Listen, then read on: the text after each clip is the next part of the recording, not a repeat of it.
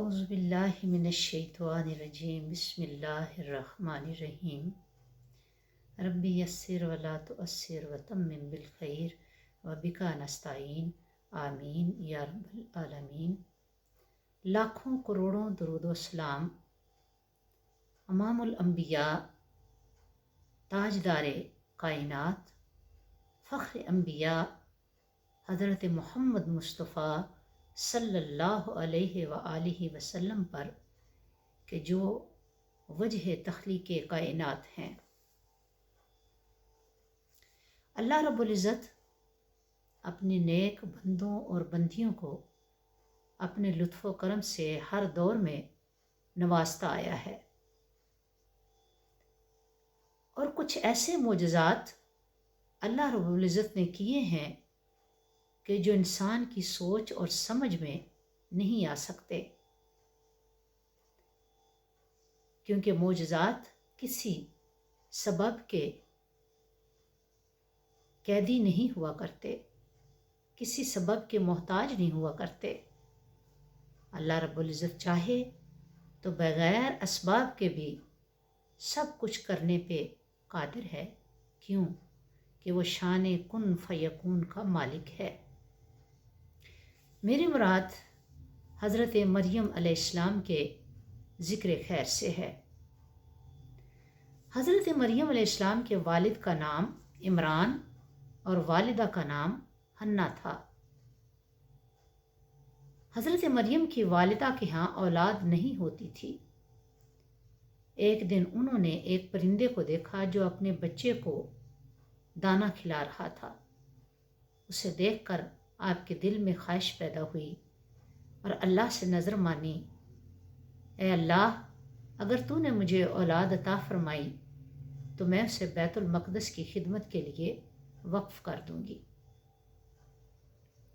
اللہ رب العزت نے کچھ مدت کے بعد آپ کو بیٹی عطا فرمائی تو آپ نے مایوسی کے عالم میں کہا، یہ تو لڑکی ہے، مسجد کی خدمت نہیں کر سکے گی۔ اب اللہ تعالیٰ نے فرمایا، میں نے اس کا نام مریم رکھا ہے۔ حضرت مریم علیہ السلام کے والد عمران اپنے زمانے کے انتہائی متقی، عبادت گزار اور اپنی قوم کے سردار تھے۔ جب آپ کی پیدائش ہوئی تو وہ فوت ہو چکے تھے۔ اب ہر ایک کی خواہش یہ تھی کہ اپنے سردار کی بیٹی کی پرورش کا شرف اسے ملے، لہٰذا قرآن اندازی کی گئی تو یہ شرف حضرت زکریا علیہ السلام کے حصے میں آیا، جو رشتے میں حضرت مریم کے خالو بھی تھے۔ اب حضرت زکریا علیہ السلام کی زیر کفالت حضرت مریم پرورش پانے لگی۔ آپ کے لیے بیت المقدس میں ایک حجرہ بنوایا گیا۔ ایک دن آپ حجرے میں عبادت کر رہی تھیں کہ حضرت زکریا علیہ السلام باہر سے حجرے کا دروازہ مقفل کر کے کسی کام کے لیے کسی دوسرے علاقے یا گاؤں میں چلے گئے۔ اب چند دن وہاں پہ آپ کو گزر گئے اور آپ کو یاد نہ رہا کہ میں نے تو حجرے کا دروازہ بند کر دیا اور اس میں مریم ہے۔ جب آپ کو یاد آیا تو آپ فوری واپس پلٹے اور دروازے کا تالا کھولا تو دیکھتے کیا ہے کہ حضرت مریم علیہ السلام عبادت میں مصروف ہیں اور آپ کے پاس بے موسمی پھل رکھے ہیں۔ آپ نے پوچھا، اے مریم، یہ روزی بند کمرے میں کہاں سے آئی؟ تو آپ نے جواب دیا، یہ اللہ نے اپنے فرشتوں کے ذریعے عطا فرمائی ہیں۔ بے شک اللہ جسے چاہے بے حساب روزی دیتا ہے۔ سبحان اللہ۔ حضرت زکریا علیہ السلام چونکہ بوڑھے ہو چکے تھے، انہوں نے جب یہ معجزہ دیکھا تو دعا کی کہ اے مریم کو بے موسم پھل عطا کرنے والے رب، مجھے بھی بے موسم اولاد عطا فرما دے۔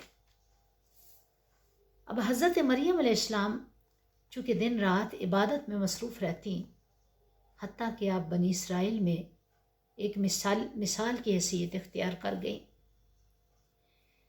آپ اپنی شریفانہ عادات اور عمدہ صفات کی وجہ سے ہر ایک کی نگاہ میں تھیں، یہاں تک کہ یہ کیفیت ہو گئی کہ جب حضرت زکریا علیہ السلام آپ کے کمرے میں تشریف لاتے تو وہاں آپ کو رزق، کھانا اور بے موسمی پھل نظر آتے۔ ارشاد باری تعالیٰ ہے کہ جب کبھی زکریا ان کے حجرے میں جاتے تو ان کے پاس روزی رکھی ہوتی اور وہ پوچھتے، اے مریم، یہ روزی تمہارے پاس کہاں سے آئی؟ وہ جواب دیتی، یہ اللہ کے پاس سے ہے، بے شک اللہ جسے چاہے بلا حساب رزق عطا فرماتا ہے۔ اب حضرت مریم جب بالغ ہو گئیں تو ایام غسل کے لیے عین السوا کے چشمے پر تشریف لے گئیں۔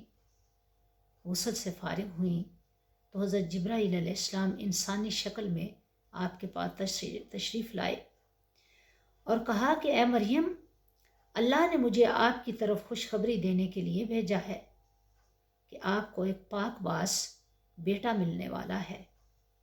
تو آپ نے تعجب کیا کہ مجھے بھلا بیٹا کیسے ہو سکتا ہے، حالانکہ مجھے تو کسی انسان نے چھوا تک نہیں اور نہ میں بدکار ہوں۔ تو فرشتے نے کہا، جبرائیل کہہ اٹھے کہ یہ اللہ کا حکم ہے اور پورا ہو کر رہے گا، کیونکہ اللہ جب کسی کام کا ارادہ کرتا ہے تو وہ کام ہو جاتا ہے۔ معزز ناظرین و ناظرات، اس دور میں چونکہ مادیت پرستی اور اسباب ان کا دورہ تھا اور دنیا یہ بھول چکی تھی کہ بغیر اسباب کے بھی اللہ چاہے تو سب کچھ کر سکتا ہے۔ وہ رب جو حضرت آدم کو بغیر ماں باپ کے پیدا کر سکتا ہے، وہ حضرت عیسیٰ علیہ السلام کو بغیر باپ کے بھی پیدا کرنے پر قادر ہے۔ وہ لوگ، اس دور کے لوگ، اس چیز پر ایمان نہیں رکھتے تھے۔ وہ کہتے تھے قیامت نہیں آئے گی، کیونکہ اس کے کوئی شواہد نہیں ہے، کوئی ثبوت نہیں ہے۔ تو اللہ رب العزت نے حضرت عیسیٰ علیہ السلام کی پیدائش کر کے بغیر اسباب کے یہ باور کرا دیا کہ وہ خالق کائنات ہے، وہ جو چاہے کر سکتا ہے۔ دعاؤں میں یاد رکھیے گا۔ السلام علیکم ورحمۃ اللہ وبرکاتہ۔